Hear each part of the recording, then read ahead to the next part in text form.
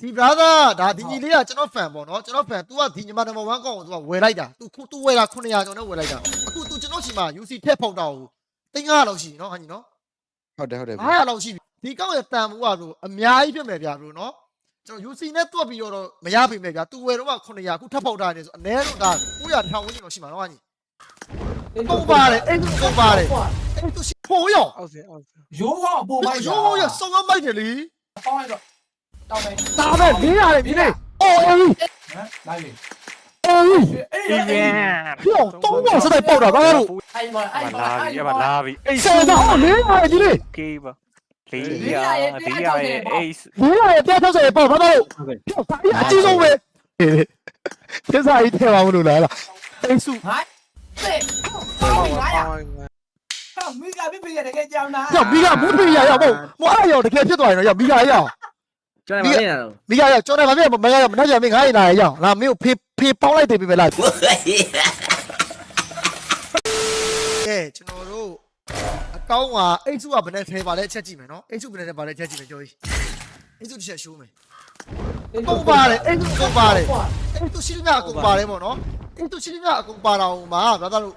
Faro level 7အကုန် max level 7နော်ကြီးက level 7အကုန် max ပဆိုင်နေမြင့်ဖို့နောက်ဆုံးပုံပဆိုင်နေမြင့်ဖို့နောက်ဆုံးပုံကြံသေးတယ်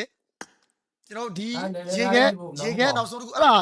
စီးတာကြီးပါကျွန်တော်အဲ့တော့အရေးမကြီးဘူးเนาะကြော်ကြီးเนาะစီးတာကြီးက ဟုတ်တယ်အရေးမကြီးဘူး အခုမတီးရ65တုံးနဲ့ material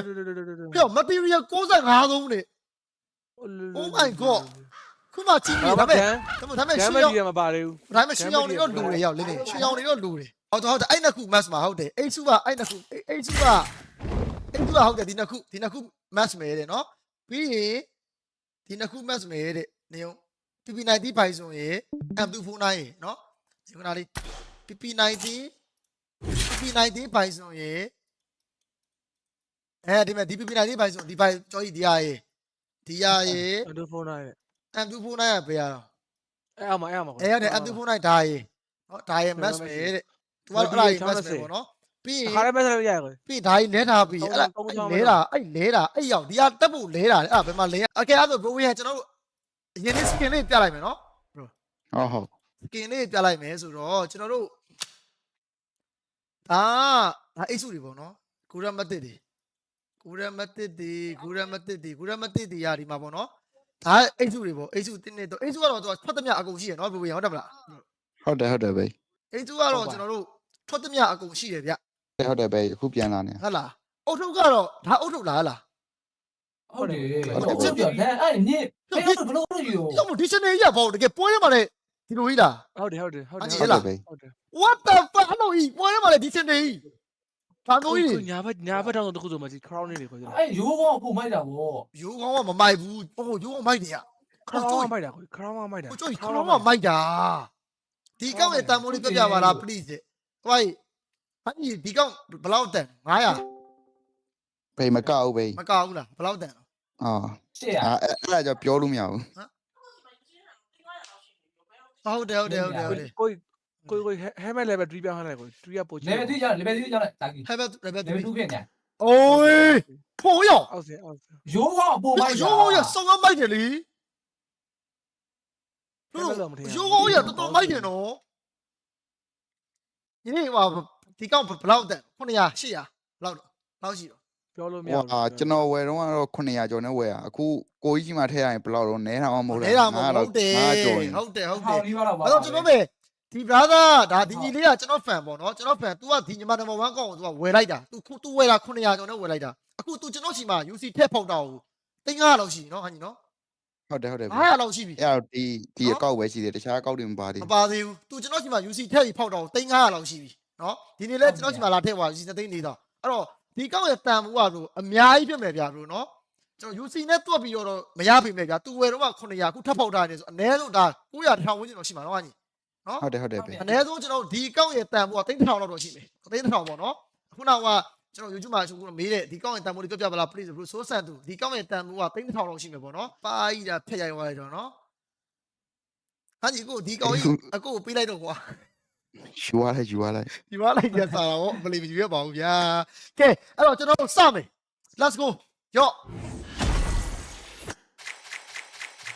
ဟာရအဲ့သူပြန်ပေါက်သွားလားဟုတ်ပါဘူး အေးစမောအေးစမော ပြစုမဟုတ်လား ယူယူယူ ကျော်ဒေါ်ဒီကသူဖောက်ချင်လို့တဲ့လာအိုး ဟောအေးစမောတဲ့ 160 160ဟော စိတ်ဖို့စဲတော့မပေါင်းတော့အိတ်စုကြတော့ မပေါ အိတ်ဆိုအောင်ပေါင်းပဲ ဟုတ်လားလာနေလာလို့အဲ့မောအညီဒီမှာမင်းမာရီယာသူဖောက်ချင်လို့တဲ့ပဲနှိပ်နေပြီလာပြီးတော့တအားကိုရှုပ်တာဘာလို့အဲ့ဒါနေတာကိုတဲ့မောနှိပ်နေပြီရဲ့မတီရီယမို့အဲ့ဒါစကုတ်နမိတ်ကြီးတော့မတီရီဘရတော့မတီရီယလားလာလုံနေတာအဲ့ဒါမတီရီယမဟုတ်ဘူးအဲ့ဒါပို့လို့တာအချီအောင်လေးလို့တာဟဲအဲ့ဒါလေးရအောင်ဖောက်ပေးသေးအေးထပ်တာလေဟုတ်တယ်ဗျာ 10ပေါင်း 30ပေါက်မပေါင်းဘူးရောအေးကျော်ကြီးက400ဝါတဲ့အတိုင်းပဲအော်ဒါတဲ့ ဟာ အေးဟုတ်တယ်နော်ဟိအောင်ကြီးရတ်တော်ယူမတီရီယလားဒေါ်ဒီသွားတော့ထွက်တော့ရပြီသွားကိုပေါက်တော့မယ်သွားတော့ရပြီအဲ့လောက်ဆိုနားလဲလိုက်ပြီအေးပေါက်နေတယ်ဖောက်ပြီနော်အသိဖောက်ပါ အေးဝင်ပေါက်တာလည်းကောင်းတယ်အေးဝင်ပေါက်ရင်လည်းမိုက်တယ်10က အိုး 190 290ရောင်ရေးဆယ်စအဲ့ဒါဘောင်းကောင်းလို့နေမှာ line လူတိုင်းမကောင်းလို့ ဘူး line ချလို့နေပြီ ဘလို့တိုင်းမကောင်းတာဘလို့ လူတိုင်းမကောင်းတာ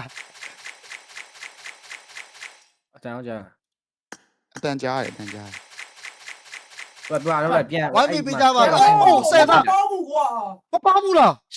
ကြောက်ဝဲရှင်းလုပ်ပြီး အောက် တော့ ကဟောပေါက်တာ ပြန်ကြည့်လိုက်ဘရို ဟာအပေါ်ကဟောပေါင်းသွားပါလေကွာ အောက်ကဟာပေါက်တယ် အောက်ကဟောသွားပေါင်းပါလေတဲ့ဟိအောင်ရေးအဲ့လောက်ကြီးကြတော့ဟိအောင်ရေး အဲ့မှာပေါင်းလိုက်တော့တောင်းမယ် ဒါပဲ400တယ်ဒီနေ့ဒါนี่ဆိုလိုက်တော့ အိုးညောင်းကြီး400 400တယ်ဟိအောင်ရေးပြော 1K ဟိုးတဲ့တိုးလာအောင်ဘယ်လဲနှစ်သိန်းတော့ကြံနေတော့စကစ်တွေပေါင်းနေရအောင် ဟုတ်ဘေးကန်ရ ဆယ်သား ရဲဆိုးရဟာဆယ်စားတယ် ဟိအောင်ရေးဆက်လက်တွေပြန်တင်တာဒီ copyright ဆိုရင် နားလေတယ်ဘာသာလို့သိတာကျွန်တော်ဗီဒီယိုတွေကို highlight ပြန်တင်နေတဲ့လူတွေကိုကျွန်တော်ခွင့်ပြုဒါပေမဲ့တခုတော့ကူညီပေးတာကာဆွဲနာမည်လေးကိုမထားပါနဲ့နော်ဥပမာဗျာတာကာ fan clip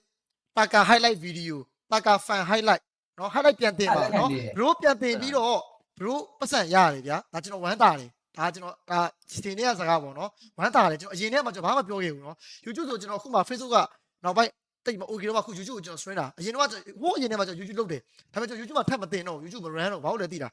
ကျွန်တော်တင် view မရတော့ဘူးသူတို့ကအစောကြီးတင်နေကြကျွန်တော်ကကျွန်တော် streamer ပြီးတော့ကျွန်တော် payment အဲ့ဒါသူအသိတော့အဲ့ဒါကိုကျွန်တော်မ road ထွေးဘူးဒါပေမဲ့အခုတော့ YouTube မှာလောက်ရတယ်ပေါ့နော်အဲ့တော့အခုတော့ကျွန်တော် YouTube လည်းဖွင့်ပြီး TikTok လည်းကျွန်တော်မှရှိတယ်အဲ့တော့ TikTok မှာလည်း stream မယ် YouTube မှာလည်း video တွေတင်မယ် highlight တွေတင်မယ်အခုလည်း YouTube မှာ stream ထားတယ်ပေါ့နော်အဲ့တော့ကျွန်တော်တို့တစ်ခုကူညီပါပြတော့နော် TikTok ကညီကိုတွေရောကျွန်တော်တို့အခုတိုင်းစင်းမှာကြည့်နေမယ်လို့ကျွန်တော်ယုံကြည်တယ်အကုန်လုံးလည်းရှိကြမှာပဲဗျာကျွန်တော်တိုင်းစင်းမှာနော် Facebook မှာပြန်တင်နေတဲ့ highlight တင်နေတဲ့လူတွေရော TikTok မှာတင်နေတဲ့လူတွေ YouTube မှာတင်နေတဲ့လူတွေရောပေါ့နော်နာမည်လေးကိုကျွန်တော်တာကာဆိုပြီးမထားပါနဲ့နော်တာကာ fan highlight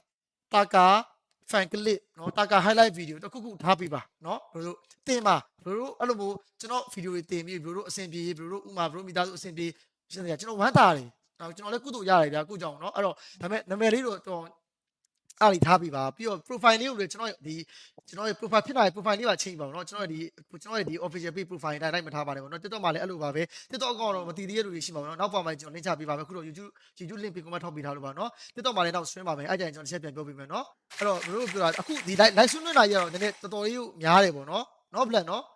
highlight ပြန်တင်တာတော့ရတယ်ကြာကြာရုပ်ပေါက်တယ်ဒီတိုင်းကျွန်တော် live stream ကိုပြန်ပြီးအဲ့လိုလွတ်လာရောဘယ်လိုဒါနည်းနည်းလေးတော့ဟွာဖြစ်တယ်ပေါ့เนาะအဲ့ဒါလေးတော့ဒါတော့နည်းနည်းလေးပေါ့เนาะမလုပ်ကြပါနဲ့ပေါ့เนาะဒါကျွန်တော်တို့ကကျွန်တော် ကြားတယ် ပြင်ကားခံချင်း graphic ဒါ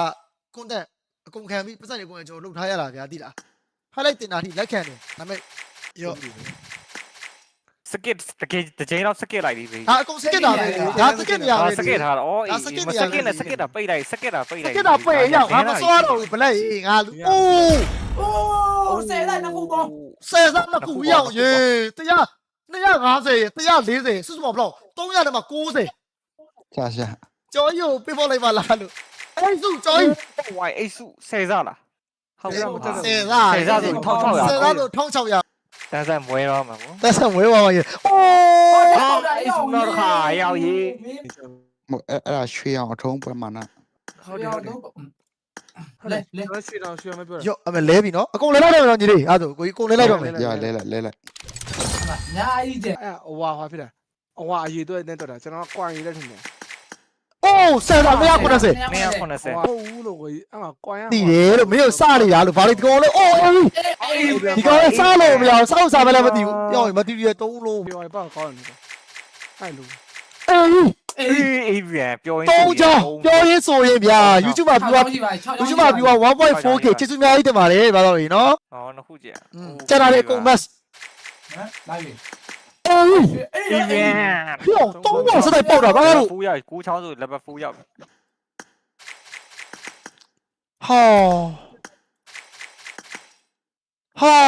ဆယ်စားကြီးပေါင်းသွားပါလေ အေးပြန် okay ပါ ပြောမတီးရစက်ချောင်းရသွားပြီနော်ရောက်ဘလက်နဲတယ်နဲတော့နဲတော့နဲတာပေါ့နော် အဲ့ပါအဲ့ပါ လာ အဲ့ ပြီ ပါ လာပြီအေး ဆယ်စားအော်နဲပါတယ်ဒီလေ okay ပါလေးရရဲ့အေး ဒီရရဲ့160ပေါ့ဘာလို့ပြောဒါကြီးအကြီးဆုံးပဲပြောဒါကြီးအကြီးဆုံးပဲရောက်ပြောဒါကြီးအကြီးဆုံးပဲ တန်တယ် ဘာလို့ဒါကြီးကကျွန်တော်အတန်ဆုံးပဲနော်ဒါကြီးကဘာလို့အတန်ဆုံးပဲနော်ဒါကြီးကပြက်တနာမရှိဘူးရောက်960တဲ့ဒီမှာ400 တော့900ကိုအင်ဂျီ အေးလေအင်ကြီးမဟုတ်အင်ကြီး90ကို10ဆန်းတော့မှ900ပဲရမှာကတိလား90ရရအောင်ဘာလို့10ဆန်းတော့မှ900ပဲခု960တဲ့ ဟိုဒီရက်တန်တာတာကြီး UC ဈေးပဲရှိတော့ အေးနော်တော့မှလက်ပွေအကုန်ပေါက်ဒါ ဟုတ်ပါ ကြီးမြစ်တာတွေထည့်ပြရလို့ဘာလို့လဲတိလားနော်အဲ့ဒါတကယ်ပြောတာစစ်မြစ်တာအိုး အဲ့ပါ အာ ချရတော့ရောက်အဲ့ရောက်ဆောင်းများသွားသူတို့ပဲရောက်ခုနကလည်း960တဲ့အခုလည်းအေးထက်ပေါက်တယ် ရှယ် အေး900ရှိမတိရ15ကြောင်းညီလေးဒါလည်းအေးနဲ့မတိရ15ကြောင်းယူစီရပြောကျွန်တော်ပြင်မှာဝယ်လို့ရရနော်ဘာလို့လဲဟုတ်တာဂါ game shop ပေးရဘာလို့မခွဲတတ်ဘူးဆိုကျွန်တော် license ရဒီတာဂါပေးနော်ဒီ follower 1.7 million ပေါ့နော်ကျွန်တော်အခုဒီ page ချက်ပေါ်မှာလာဝယ်လို့ရပါတယ်နော်ဒီ page messenger မှာဒီ message ပို့ပြီးကျွန်တော်လာဝယ်လို့ရပါတယ်ရော့ okay ကဲကျွန်တော်အိတ်စုလေးကိုကျွန်တော်တို့အိတ်စုလေးကိုဘာလို့ကျွန်တော်ဟိုမြင့်မယ်နော်ဒီရွှေရောင်အင်ကြီးရအရင်ပြလိုက်မယ်နော်ရပြီရော1400ကျော်လေရနေပြီ upgrade ကဲဘာလို့ Economics အိတ်စုနော်ဒီအိတ်စု level 5ကိုမြင့်ပါမယ်ခင်ဗျာပြောင်း okay နောက်ထပ် final form နဲ့ဘာကွာဝါလဲချက်ကြည့်မယ်နိယဘာကွာဝါလဲလို့ဒါနဲ့နည်းနည်းတော့ကွာဝါတယ်ကဲ final form ဟာဒီ final form မဲ့ထားမှာလား radiant form ကြီးမြင့်မှာလား ဘေး7 salary မြင်လိုက်တော့ 7 size ဟို7 size ကိုညီလေးကိုကြီးပြောမယ်နော်ကိုကြီးဒါလေးကြံနေရနော်ဒီမှာပစိုက်တုံးလေးဒါလေးကြံနေရနော် အဲ့ဆိုရင်ဘေးအစိမ်းအောင်ကောင်မကြီးမြင်လိုက်တယ် ဟောဒီကောင်မလား ဟုတ်တယ်ဘေး ဟုတ်တယ်ဒီကောင်မပို့မိုက်တယ် ဟုတ်တယ်ဒီကောင် မြင်လိုက်မယ် ဟုတ်တယ်ဒီကောင်မပုံမိုက်တယ်နော် okay အဲ့တော့ဒီကောင်မကိုကျွန်တော်တို့မြင့်မယ် level 5 let's go အိမ်စုတွေအကုန်မြင့်ပါ 10ဆရာရတယ် final form နဲ့လူသေးဟာကြီးလူသွားပြီလူသွားပြီ200ကျွန်တော်လူသေးရနော် okay တရားပတ်10ဆရာရတယ်ရှယ်ပဲ ဟုတ်တယ်ကဲအဲ့ဒါဖောက်စရာအိတ်စုဒါပဲရှိရနော် event ဟုတ်တယ် ဟုတ်တယ်ဘေး နော်ဒါပဲရှိမှဒီမှာပဲဖောက်အောင်မှာပဲဝါမတတ်နိုင်ဘူးကဲဟာရဘယ်ဝါတော့ကဲ အိုးတော့ဆယ်တာရုံကြီး တာကီရဲ့ UC ဘာတော့တာကီရဲ့ UC ဟလာ let's go အိတ်စုဆက်တော့ ပေါင်းနေမစိုးဘူး ဟဲ့ 90 190ပြတ်ထုတ်စေပေါင်းကျော်ကြီးနေကိုစိတ်ရမှာမဲ့ 50လောက်ရှိ မဟုတ်ခေါ်စိတ်ရမှာမဲ့6ကျွန်တော်တို့ 430 430နော်ကျွန်တော်တို့ 130မန်လေးလာချပါ ဆယ်စစစ်စာကြီးပဲရအောင်ကြီးနော်စစ်စာကြီးထဲမှာမလို့လားအိတ်စု ဟာစေပေါင်း900ပေါင်းပါပြီ ကဲအင်ကြီး90ကို900ဖြစ်သွားပြီဘာလို့လဲ10သားမြောက်သွားပြီလို့အင်ကြီး90ကို ဒီကြောင်ပြောလို့ မိကဖင်ချောင်းပြောလိုက်တာဘာလို့ဟုတ်တယ်နော်အဲ့ဒါတကယ်နော်ရောက်လေးမိကဖင်စားရေလေးရဲ့ဆိုအကြောင်းပြောလိုက်တာဒါကြီး900ဖြစ်သွားတယ်ရောက်ဟေးရောက်ရေ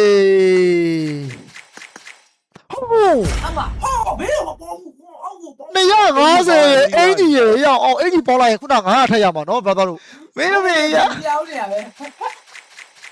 ညောက်ဆက်ဆဲတာမင်းရောလေဟာ ဟာမိကပြပြရတကယ်ကြောင်းတာ ရောက်မိကမူးပြရရောက်မအဲ့ရောတကယ်ဖြစ်သွားရင်တော့ရောက်မိကရောက် ကျွန်တော်မနေရတော့ မိကရောက်ကျော်တယ်ဗာပြမရမနိုင်ရမင်း900နာရီရောက်လာမင်းကိုဖေပေါင်းလိုက်တယ်ပြပဲလားဒီကပုတ်တော့ပြမလဲပြထပ်ပေါက်မယ်ငါတို့မေဖေပြောပြီးတော့မိကဖေလိုက်ကြီးကောပုံစီတုံးလိုက်တယ်ရှော့ အိစုကြော်ကြီး အေးစုလေးအောင်ရေ 30ဆယ်သား30ဟာပါဆယ်သားပေါင်းတယ်ဟေ့အောင်ရေ 400ကျော် 400ကျော်ပါဘယ်တော့400ကျော်ဘယ်တော့ချက်ပေါင်းမယ်160 40ပေါင်းဟုတ်ပါဘူး160 40အောင်ဖြစ်ပြီ160 250ပေါင်း430 ရတော့ပြီ ရတော့ပြီနော်တင်လို့ရတော့ပြီဘယ်တော့နော် လောက် 400ကျော်တယ် 400ကျော်ဟုတ်တယ်400ကျော်ရပါပြီဘယ်တော့နော်တင်လို့ရတော့ပြီဆိုတော့ နေရာကျန်ခဲ့တယ်ဆိုတော့ ဟုတ်တယ်ရပြီကဲအဲ့ဆိုကျွန်တော်တို့ဘယ်တော့ကောင်မအစိမ်းအောင်ဒီကောင်မအိတ်စုပေါ့နော်ကောင်မလေးလောက်ကြီး ရ ပြ ပါပြီ ရှာပါပြီရောအဲ့ final form နောက်ဆုံးပေါ့ တင်ပြီးခဏကို ခဏဟမ်ဘာကြီး အရင်တင်လိုက်ကိုတင်ပြီး तू ကဒါဒီမှာ तू ကဒီမျက်နှာဟာအမဲလေးပဲချီတယ်နော်ဒီအောက်ရောက်မှ तू ကအနီအောင်ဖြစ်သွားတာနော်စောင်းမိုက်ရဒီစုတွေမိုက်ရတဲ့ဟာကြီးတဲ့ကိုကြီးဒီစုကြိုက်ရတဲ့ဟာဒီကျွန်တော်ကြိုက် 165ထပ်ပေါင်းဝင် ခဏလက် အေးစု okay ထပ်မှရ okay အဲ့တော့ဒီညဒါဒီ level 66ကိုကျွန်တော်တို့ဒိုးမယ်ဘာသာလို့ okay ပြီးရင် UC ပိုတာဝါကြီးထားခဲ့မယ်ဟုတ်တယ်နော်ပြီးမနေ့ဖက်တာမှာ ဟုတ် AUG မှာဖောက်မယ်ကျွန်တော်မနေ့ဖက်ကျွန်တော် live နဲ့ထပ်ဖောက်မယ်နော်သူ့နာမည်ကဘယ်လိုခေါ်ရအောင် Five Fury လားဖာငဲ့တယ်ရှော ဟာငှက်ကြီးစား ဖာငဲ့တယ်ဖာငဲ့ဆိုမှာကဟာဒီဖာငဲ့လေးအောင်သတိရပါရဲ့ကဲအားလုံးကျွန်တော်နောက်ဆုံးပေါင်နောက်ဆုံး level max level 7 radiant ကိုမြင့်ပြီးဖြောင်း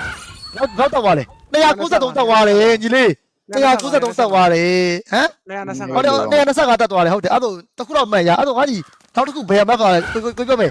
ဒီအိတ်စုပေါ့နော်ဒီအိတ်စုရဲ့ဒီအိတ်စုရဲ့ဒီကောင်ဒီဟာရောက်မကောင်း အစိမ်းအောင် ဦး ကြီး စား မှ တော့ လိုက် ဦး ပဲ စားတော့ ဒီဟာလားဒီစင်းအောင်လား ဟုတ်တယ်ဗျ ဒီပဆိုင်ရုံတွေပဲမကြိုက်ဘူးလားပို့ပြီးငါကြီးဒီဟာရှေခဲတွေရှေခဲတွေမတ်ပါလား ဘေးအဆင်ပြေတဲ့မှတ်လိုက်ကျွန်တော်အဲ့ ပဆိုင်ရုံကငမိုင်းနဲ့ဆင်းတာတော့ပဆိုင်ရုံပို့မိုက်တယ်နော်ညီလေး ဟုတ်ဘေးပိုစံလို့မှတ်လိုက် ပဆိုင်ရုံတော့ဒါလေးပို့မိုက်တယ် ပရိုတင်ပြီး96ရပြီကို ဟုတ်တယ်ပဆိုင်ရုံတင်ပြီးရောက်ပြီ ဖေး ဆယ်သားဟော ဖေး ဟာဘရို အဲ့ဒါဖေး ဟာဒီဟာရှိုးရတော့ငါကြီးပုံတော့ တော့ဒါရောက်စောင်းမများရင်တော့ရောက်ကြည့်အသေးရတာရောက်900တဲ့တကယ်လက်ပွင့်တဲ့ UC ပါကွာဘာသာလို့နော် quality UC quality UC အေးလို့ညီလေးနော် quality UC လို့အော် အဲ့ဒါဖေးပဲ ဟာအမဖေးကြီးပဲအဲ့မှာ 1400ပါ 50တဲ့နော် 1400ပဲရှိတယ် ဟာနှစ်ခုရောက်ဘာဒီ ပြုတ်နေတော့လိုက်တာကွာ ရောက်ရေရှယ်ကြီးပါကွာသူကလည်းခုဒီ YouTube channel မှာပဲเนาะကျွန်တော်တို့နေတိုင်းဆွဲမှာပါမနေ့ပြန်လေကျွန်တော်တို့ Facebook ကို YouTube ကိုနောက်ခုလုံးဆွဲမှာပဲအေးဒီထပ်ပေါက်တယ်ညီလေးမတီရီယာ3ချောင်းအေး9ချောင်း9 3 27မတီရီယာ27ချောင်းရတဲ့တော့ဟလားဘယ်ခုမှတတိယဟိုးဟာရပဆိုင်တော်နဲ့ဟာလီတစ်ချက်ယူလိုက်ရေခဲနဲ့ပဆိုင်တော်ဘာမြင်မလဲပြော ပစ္စတိုကန်တင်လိုက် ပဆိုင်တော်ကဲ ပို့ပါ ကျွန်တော်တို့ level 90ဘာ level လို့ခေါ်ခန်းကြီးဘာ level တော့ဟလား quality level quality level 96စီတို့ let's go ပါခမညာရောဗျာ225ရောက်သွားပြီတင်နေမရောက်သေးဘူးလား ရောက်သေးပဲ မရောက်သေးဘူး ဟုတ်တယ်ဗျ အဲ့တော့ဟာဒီဂမ်းပြလိုက်ရတော့မလားဂမ်း မြင်လိုက်ပဲကန်ရင်မြင် โอเคအဲ့တော့ဂမ်းပြင်မယ်ကျွန်တော်ဂမ်းလေးသွားပြင်မယ်နော်အဲ့ဒါတို့ မရက်ဒီရဲ့အသေးတွေလဲလို့ရတော့သေးပဲ ဟုတ်တယ်မတီရီအသေးအရင်လဲလိုက်မယ်နော်မတီရီအသေးလေးအရင်လဲလိုက်မယ်ဘာလို့ကျွန်တော်နော်မတီရီအသေးလေးအရင်လဲပြီးတော့ဒီမှာအိုးဒီမှာ89ချောင်း 29ကျော် 9ချောင်းရတယ်ဘာလို့နော်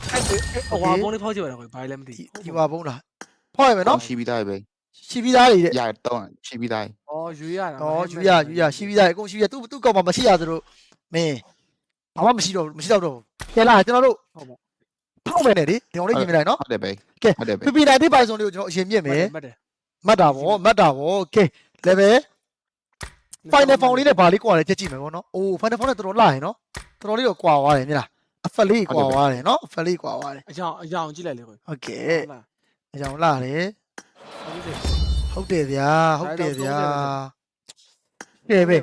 သူဖုန်းတိုင်းကိုကျွန်တော် level max တင်ပါမယ်ခင်ဗျာဘာတော့ let's go level 2ရောက်သွားပြီ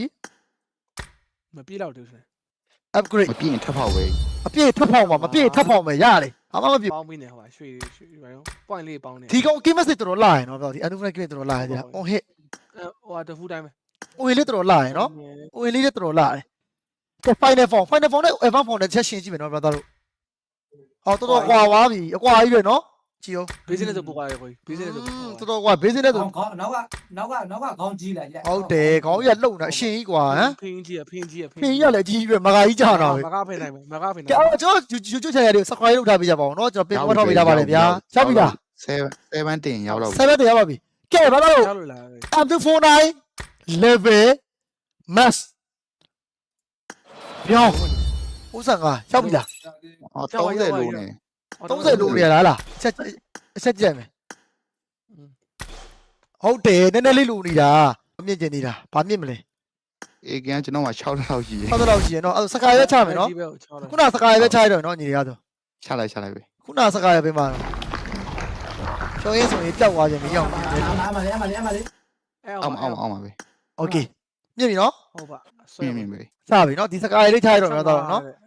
ဆရာ AK ပုံပုံ AK ရဲ့မို့သူ့ထက်မှာအများကြီးရှိလို့တဲ့ဘရို AK ရဲ့သူ့ထက်မှာအများကြီးရှိလို့ပါတဲ့ ရပါရပါ ရောက်သွားပြီလား ရောက်ပါပြီ ရပါပြီ96ကဲကျော် level 96ရောက်သွားပါပြီ okay နေလိုက်ပြီအိုးရောက်ရေကဲစာနာရေးပြေးသွားပြီအဲ့ဒီဒါဘာကြီးတော့အောက်ကရလာလား96ရောက်ရလား အဲ့ရှစ်ကန်စားလို့ချင်းရရပဲ အော်ချင်းကသားလေ ကောင်းလိုက်တယ်လား तू ကဒီ collect level 69ဆိုရင်ဘာလို့ခန်းမှာပေးလို့ရဟုတ်တယ်နော်ညီဟုတ်တယ်မလား ဟုတ်တယ်ပဲကျွန်တော်60ခွန်ထွိုင်းနေ ဒါပေမဲ့မြန်မာနိုင်ငံမှာတော့အဲ့ဒီဟာမရှိသေးဘူးဟုတ်တယ်နော်ညီဟုတ်တယ်နော်မရှိသေးဘူး ဟုတ်တယ်မရှိသေး နော် ဘူး မရှိသေးဘူးမြန်မာနိုင်ငံမှာအခုဒီကောင်းကဒါအကြီးဆုံးကောင်းဆိုတော့ဒီကောင်းတော့မှအခု96ဆိုတော့69မရှိသေးပါဘူးခင်ဗျာဒီ collect level ကျွန်တော်တို့ဒီ collect level 69ရောက်ရင်ကိုယ့်ရဲ့တင်မိတ်တွေကိုခန်းမှာပေးလို့ရတယ်။ Okay အဲ့ second okay ပါရဲ့အဲ့ average gun လေးပါပေးဆော့လို့ရတယ်ပေါ့နော်။ဒီကလည်း69အဲ့တော့ညီလေးကိုပြောမယ်69ရအောင်ကိုကြီးလုံးမယ်ပြီးရင်ကိုကြီးနဲ့လာဆော့ပြီးရင်ကိုကြီးဂန်ပေးတာပဲ။နော် ရရ အဲ့ဒါပဲလားပြီးပြီလေဒါပဲကျွန်တော်ဘာမှမလို့ကျွန်တော်မနာလီပဲလား ဟုတ်တယ် ။နော် let's go ပြဘာလို့ တောင်းလို့တွေ နော်ဒါလေးရတော့ လို့တွေ မနေ့ပြန် AUG တစ်ခါရဲမှတ်မယ်ပြီးတော့ကျန်တဲ့ဟာတွေလိုပါရှိနေလုံးမယ်ပေါ့နော်အားလုံးပဲကျွန်တော် YouTube channel လေးကို subscribe လုပ်ထားပေးကြပါဦးနော်ကျွန်တော် YouTube channel ကျွန်တော် pin comment ထောက်ပေးထားပါတယ်ဒီ Facebook live stream မှာနော်လင်းချပေးထားပါတယ်ခင်ဗျာနော်မနေ့ပြန်ကျွန်တော်ဒီလိုပဲကျွန်တော် Facebook မှာ YouTube မှာ stream ပါပါနော်အခုတော့ကျွန်တော်